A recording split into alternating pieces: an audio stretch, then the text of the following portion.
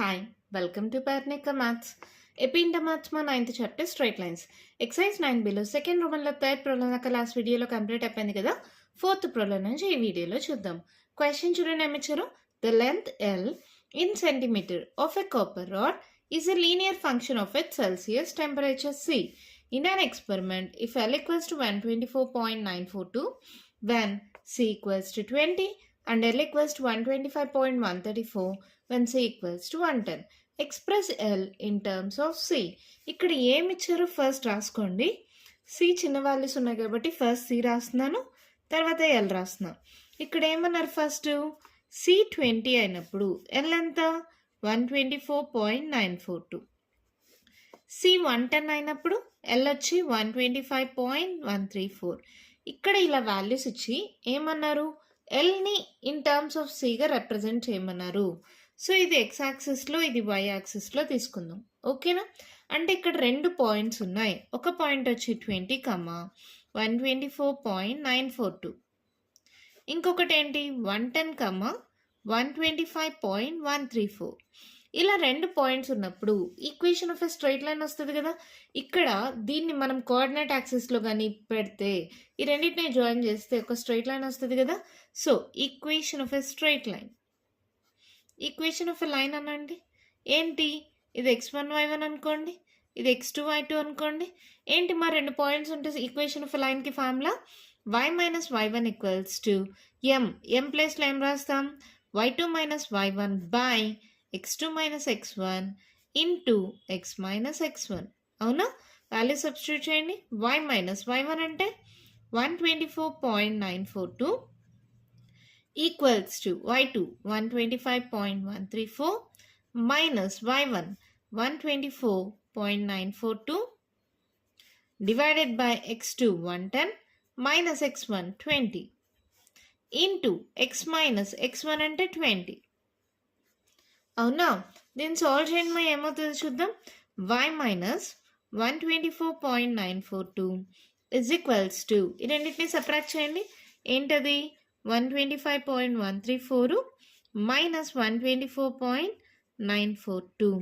4లో 2 పోతే 2, 13, 13లో 4 మైనస్ చేస్తే 6, 7, 8, 9. తర్వాత ఇక్కడ 10, 10లో 9 పోతే 1, క్యారీ అని ఇచ్చింటాం 0, ఇది 0, ఇది 0. మొత్తం ఎంత వచ్చింది, 0.192 డివైడెడ్ బై 110, 100 పోతే ఎంత 90. అర్థమైందా? నార్మల్గానేమో 110 మైనస్ 20, 11లో 2 పోతే ఎంత 90. ఓకేనా? So into X minus 2. అవునా? ఇంకేమైనా సాల్వ్ చేయగలమా? సాల్వ్ చేయలేం కదా. ఇది సబ్ట్రాక్ట్ అవుతుంది, ఇటు సైడ్కి వెళ్తే యాడ్ అవుతుంది. So y equals to 0.192 by 90 into X minus 2. ఈ మైనస్ కాస్త ఇటు సైడ్కి వస్తే ప్లస్ 124.942. ఓకేనా?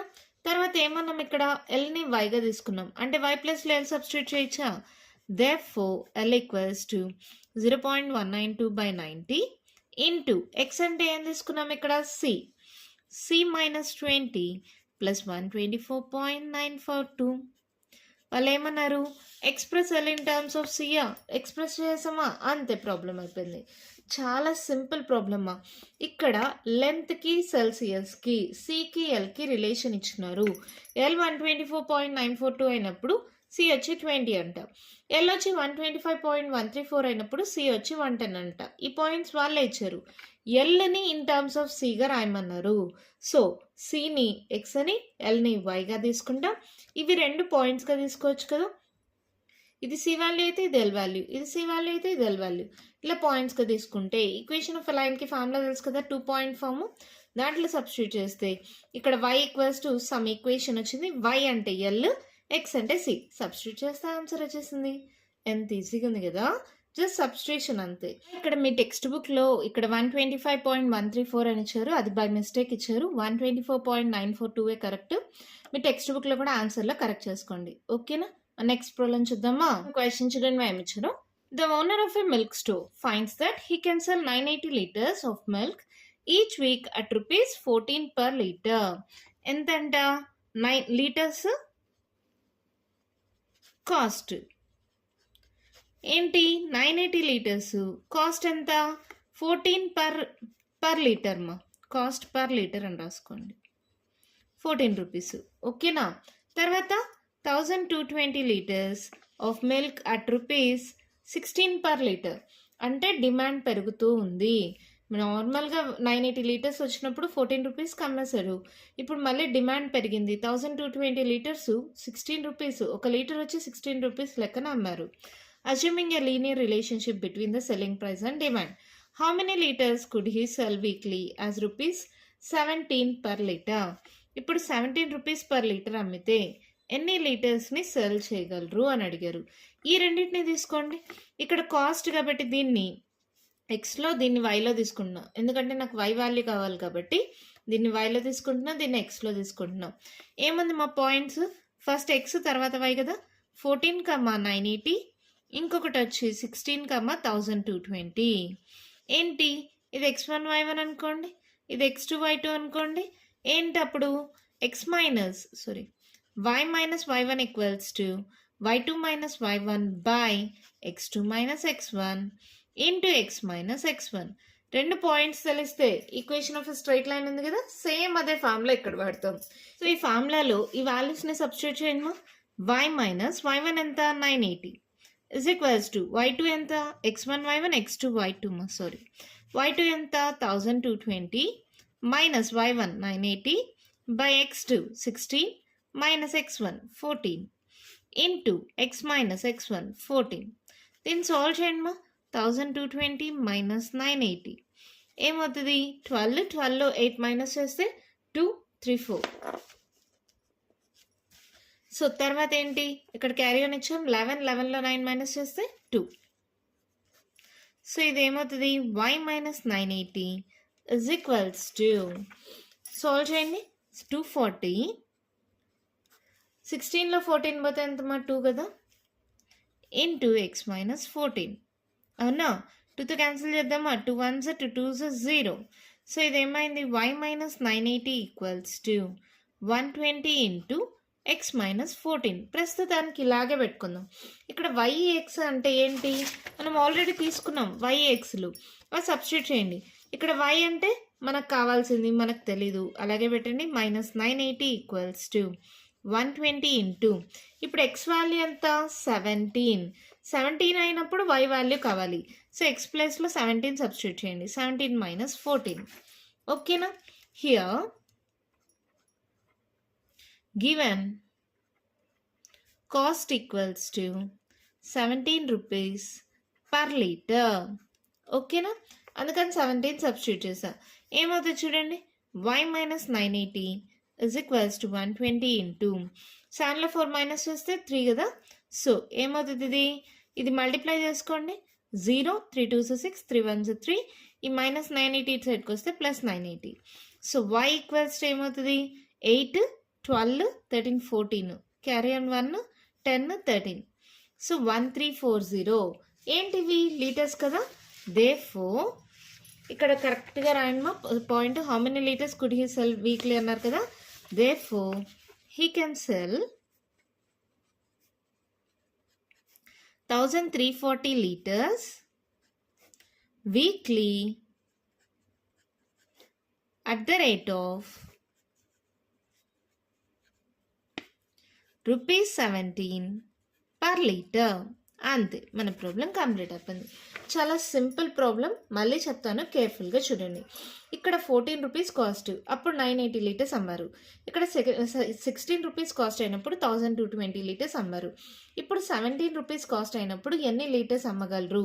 ఇక్కడ చూడండి, వీటి మధ్య లీనియర్ రిలేషన్షిప్ అన్నారు, అంటే ఒకదాని మీద ఒకటి డిపెండ్ అయింది. సో ఇది ఎక్స్లో, ఇది వైలో తీసుకుంటున్నాం, ఎందుకంటే నాకు ఈ వాల్యూ కావాలి కాబట్టి ఇది వైలో తీసుకున్నాం. So x, y, x1 y1 x2 y2 రెండు పాయింట్స్ ఉన్నప్పుడు నార్మల్గా ఈక్వేషన్ ఆఫ్ ఎ లైన్ ఎలా తీసుకుంటామో అలాగే ఈ రెండింటికి సేమ్ రిలేషన్ కాబట్టి same formula, y minus y1 equals to y2 minus y1 by x2 minus x1 into x minus x1. Value substitute చేసి సాల్వ్ చేస్తే ఒక ఈక్వేషన్ లాగా వచ్చింది. ఇక్కడ ఏంటి, మళ్ళీ ఏమన్నారు, 17 పర్ లీటర్ అన్నారు కదా. సో ఎక్స్ ప్లేస్లో 17 సబ్స్టిట్యూట్ చేస్తే y వాల్యూ అంటే he can sell 1340 litres weekly at the rate of 17 rupees per litre. ఓకేనా, అర్థమైందా? మన నెక్స్ట్ ప్రాబ్లం చూద్దామా. మన క్వశ్చన్ చూడండి, మా ఏమిచ్చారు, PA, B is the midpoint of line segment between the axes. అంటే ఒక స్ట్రైట్ లైన్ ఉంది, అది కోఆర్డినేట్ యాక్సిస్ని కట్ చేస్తోంది. వాటి యొక్క మిడ్ పాయింట్ వచ్చి PA, B అన్నారు. అది క్వశ్చన్లో ఇచ్చింది. PA, B is the midpoint of line segment అంటే ఇక్కడ నుంచి ఇక్కడ దాకా బిట్వీన్ యాక్సిస్, ఇదే కదా కోఆర్డినేట్ యాక్సిస్. ఇక్కడ show that the equation of a line is, ఈ పాయింట్ ఎలా తీసుకుంటాం, ఇక్కడ ఏబీలు స్మాల్ ఏబీలు ఉన్నాయి కాబట్టి ఈ డిస్టెన్స్ని క్యాపిటల్ ఏగా, ఈ డిస్టెన్స్ని క్యాపిటల్ బీగా తీసుకుందాం. అప్పుడు ఈ పాయింట్ ఏమవుతుంది, A, 0. ఈ పాయింట్ ఏమవుతుంది 0, B. ఇక్కడ రాస్తున్నాను, let x intercept is equals to capital A.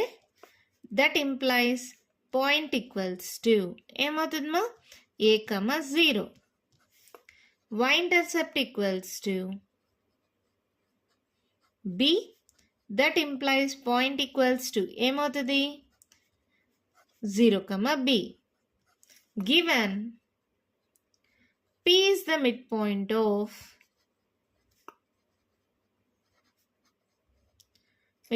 of the points. అంటే ఏంటి, P ఈక్వల్స్ టు ఏమవుతుంది, ఇది x1 y1 అనుకోండి, ఇది x2 y2 అనుకోండి. మిడ్ పాయింట్కి ఫార్ములా ఏంటి, x1 + x2/2, y1 + y2/2. Substitute చేయండి. x1 అంటే క్యాపిటల్ A ప్లస్ x2 అంటే 0/2, y1 అంటే 0, y2 అంటే క్యాపిటల్ B/2. ఇక్కడ P అంటే వాళ్ళే ఇచ్చేసారు A, B అని. A, B equals to capital A/2, capital B/2. అవునా, కంపేర్ చేసుకోండి. అప్పుడు ఏమవుతుంది, that implies capital A/2 is equals to small a. అంటే capital A equals to 2a అనొచ్చా. అలాగే capital B/2 equals to small b అయితే capital B equals to 2b అనొచ్చా. Capital A, capital B వచ్చేసింది. అంటే ఎక్స్ ఇంటర్సెప్ట్, వై ఇంటర్సెప్ట్ అవే కదా, x intercept A అని వై ఇంటర్సెప్ట్ B అని అనుకున్నాం, వాటి వాల్యూస్ వచ్చాయి. Therefore equation of a line in intercept form, ఇవి ఇంటర్సెప్ట్స్ ఉంటే ఇంటర్సెప్ట్ ఫార్మ్ తీసుకోవచ్చు కదా. ఇన్ ఇంటర్సెప్ట్ ఫార్మ్ ఈస్ ఏంటి మా ఫార్ములా, x/a ఇక్కడ capital A plus y/ capital B is equals to x/a plus y/b equals to 1. Capital A, capital B తీసుకున్నాను. x/a అంటే small 2a, y/2b is equals to 1. ఇక్కడ 2 common తీసేయండి, 1/2 అనేది x/a plus y/b equals to 1. ఈ 2 divide అవుతుంది, ఇటు సైడ్కి వెళ్తే మల్టిప్లై అవుతుంది. x/a plus y/b equals to 2.